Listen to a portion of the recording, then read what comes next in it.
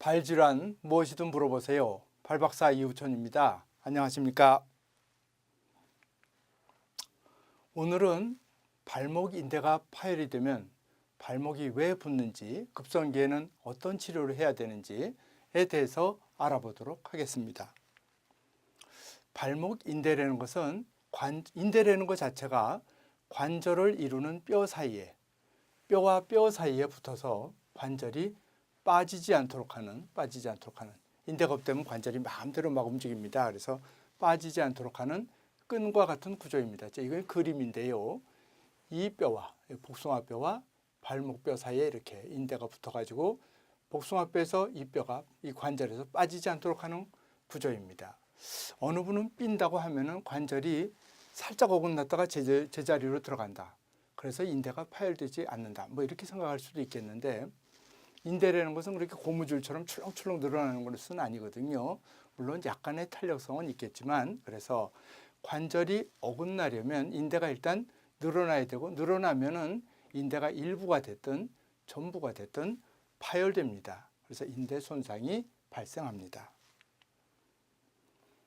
인대 손상은요, 아주 굉장히 흔한 외상 중에 하나고, 미국에서는, 이게 우리나라에는 사실 제가 이런 통계를 잘 못 구했는데요. 미국에서는 하루에 10,000명당 한 건 정도가 병원을 찾아온다 그러고, 응급실 내원 환자, 총 응급실 내원 환자의 7 내지 10% 굉장히 많은 거죠. 응급실에 100명이면 10명은 대개 발목 염좌와 관련된 인대 파열과 관련된 환자라는 거죠. 근골격계 외상에, 즉 팔다리가 다친 환자 중에 약 4분의 1이 발목 인대 파열이라고 합니다. 그래서 아주 흔히 누구나 한 번쯤은 발목이 접질린 병력이 있는 그렇게 아주 흔한 질환이 되겠습니다.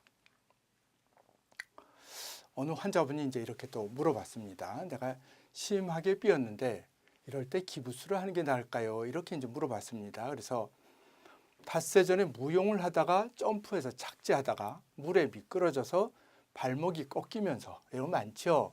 또 가령 농구하다가 점프하면서 떨어지면서 그때 많이 다치거든요. 발목이 휙 돌아가니까 발목이 한쪽 발의 가장자리만 디디면서 떨어지면서 발목이 꺾이죠. 이분은 소리가 엄청 크게 나서 뚝 하고 소리가 났다. 실제로 이런 분이 꽤 많습니다. 뼈가 부러진 줄 알았는데 다행히도 뼈는 이상이 없고 인대가 늘어났다고 하는데, 이때 기부스하는 게 나을까요?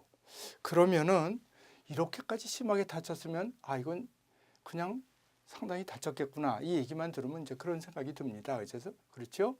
그래서 근데 가령 이분은 발레를 하는 분인데 농구를 하든 축구를 하든 아니면 그냥 걸어가는 중에도 여러 차례 접질린 사람들이 있으면, 나 원래 잘 접질린다, 삐끗삐끗한다, 여러 차례 접질린 것이라면 그 경우에는 기부스를 하지 않는 것이 좋습니다. 왜?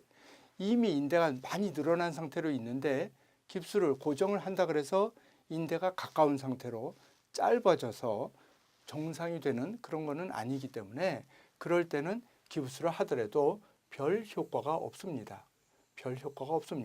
그렇지만 처음 다쳤을 때, 아니면 전에는 살짝 삐끗삐끗했는데 이번에 정말 심하게 다쳤을 때, 그럴 때는 처음 심하게 다쳤다면 기부스를 한다, 즉 고정을 한다. 이거는 좋은 방법이라고 생각합니다.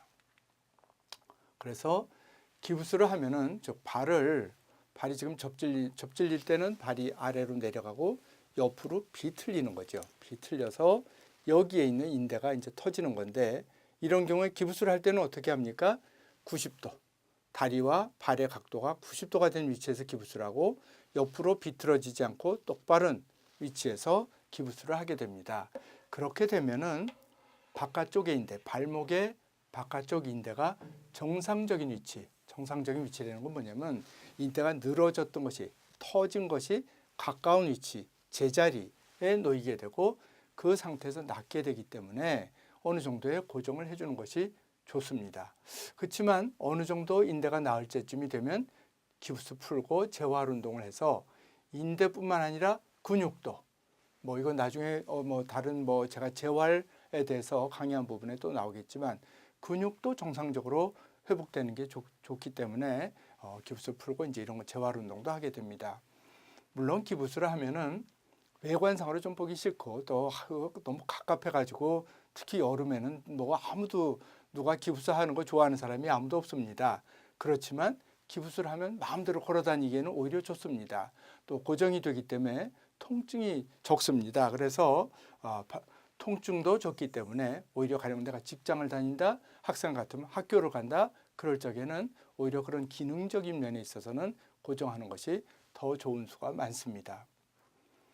그래서 인대가 파열이 되면 인대에도 혈관이 있기 때문에 혈관이 터져서 피부가 가령 우리가 칼에 베이면 피가 나죠. 그것과 또 마찬가지입니다. 인대가 파열됐다, 발목이 접질렸다 그러면 겉에 피부는 째지지 않았지만 속으로는 째진 것과 똑같습니다. 그래서 피가 납니다. 그래서 피가 나면 염증 반응이 생기고 붓고 화끈거린다. 붓고 화끈거린다. 뭐 다쳤을 때 탁 이거 맞는 말이겠죠. 어딜 쾅 부딪혀도 마찬가지죠. 세게 이마를 어디다 찧었다. 그럼 이마에 혹이 나죠. 피가 나서 거기에 염증 반응도 생기고 붓고 화끈거린다. 인대 파열도 똑같습니다. 근데 움직이면 혈관이 끊어지면 피가 나죠. 그럼 거기서 혈소판이 응집이 되고 이제 피떡이 생겨서 혈관이 막히죠. 또 우리가 냉찜질하면 혈관이 막히죠. 그래서 그거를 더 이상 출혈되고 붓는 것을 방지할 수 있는데 만약에 발목을 다친 데를 자꾸 움직이면 혈관이 다시 터질 수가 있습니다. 그래서 뭔가 덜 움직이게 고정하고 또 피는 어디에서 나갑니까? 심장에서 나가죠.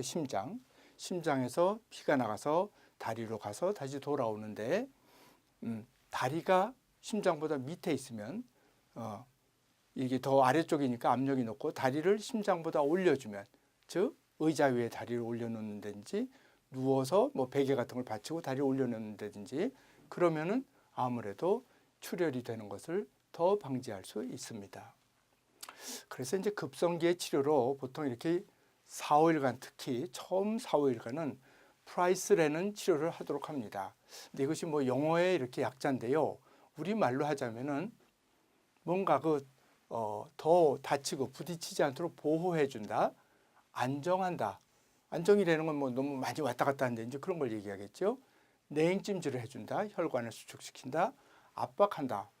그리고 다리를 올린다. 이걸 5가지를 보통 어느 외상이든지 우리가 보통 이런 방법을 적용하면 다 맞겠습니다.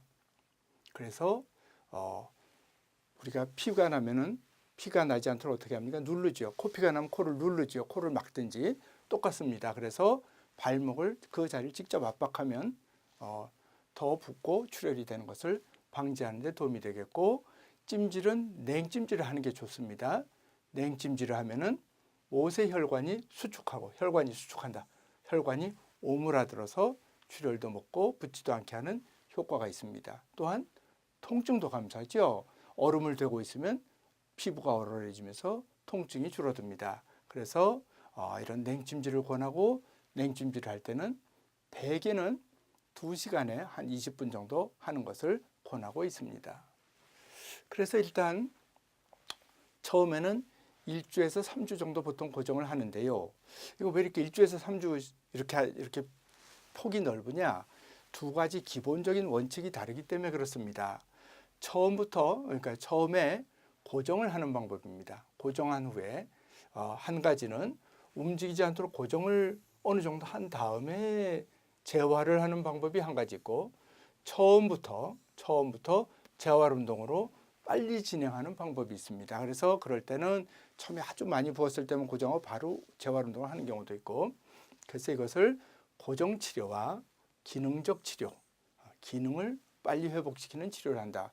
말로 보면은 기능적 치료가 좋겠죠, 그죠?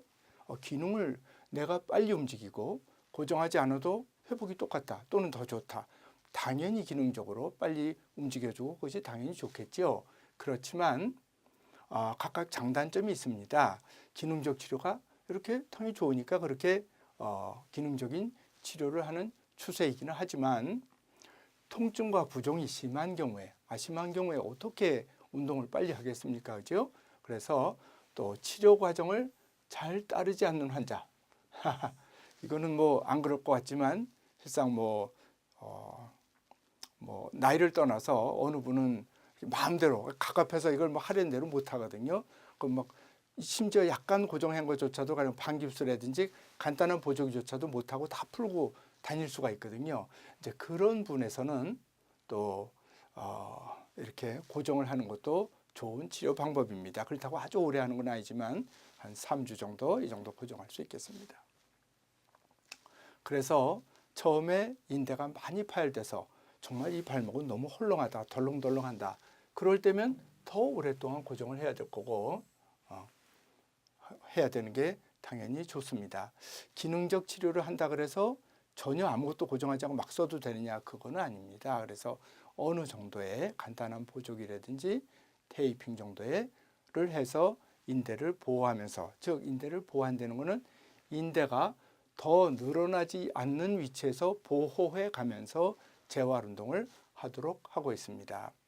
그래서 이런 것을 이제 테이핑이라 그러는데, 테이핑 사실 이거는 일반인들은 하기가 좀 좋지가 않습니다. 그리고 테이핑을 하면은 피부에 바로 이렇게 붙이기 때문에 이 테이핑이 피부와 사이에 이렇게 미끄러집니다. 금방 이렇게 헐렁해지기 때문에 효과가 오래 가는 것은 아니지만, 운동선수가 내가 요 연습하는 시간 동안 발목을 이렇게 유지해야 되겠다, 또는 요 게임 동안에만 이걸 유지해야 되겠다, 그럴 때는 아주 좋은 방법이 되겠고, 그렇기 때문에 운동팀에서는 이런 테이핑을 할 수 있는 분들이 있는 경우가 많이 있습니다. 요건 좀 간단한 보조기인데요. 보조기는 여러 가지가 있습니다. 그래서 이런 보조기가 있는데, 이런 거는 좀 발목 운동이 기부스보다는 발목 운동이 많이 가능하죠. 그리고 조금 여유가 있으면 운동화도 신을 수가 있고, 또 풀고서 그 위치를 유지해가면서 발을 씻을 수도 있는 장점도 있기 때문에 또 이러한 보조기도 많이 사용되고 있습니다. 그래서 고정 치료 방법은, 재활 운동은 이제 어차피 해야 되는데 근력 운동 뭐 이런 건 나중에 또 다른 강의에서 말씀을 드릴 텐데요. 고정 치료 방법에서는 깁스를 풀러야지 그걸 하는 것이고, 기능적인 치료 방법에서는 통증과 붓기가 웬만큼 가라앉아서 환자분이 운동을 할 수 있을 때는 바로 재활 운동을 시작하는 것입니다. 그래서 다시 한번 급성기의 치료를 정리해서 말씀드리자면, 환자를 보호해준다, 환부를 보호해준다. 그리고 너무 많이 활동하는 것은 좀 삼가하는 것이 좋겠다. 찜질은 냉찜질을 하는 것이 좋겠다. 그리고 그 당부, 발목 근처는 압박, 붕대 같은 걸로 이렇게 조여주는 것이 좋겠다. 그리고 가능하다면, 항상 누워있을 수는 없지만 틈이 날 때 할 수 있는 상태에서는 다리를 심장보다 좀 올려서 그런 위치를 유지하는 것이 좋겠다. 이것이 급성기 인대 파열에 대한 치료가 되겠습니다. 끝까지 얘기를 들어주셔서 대단히 감사합니다.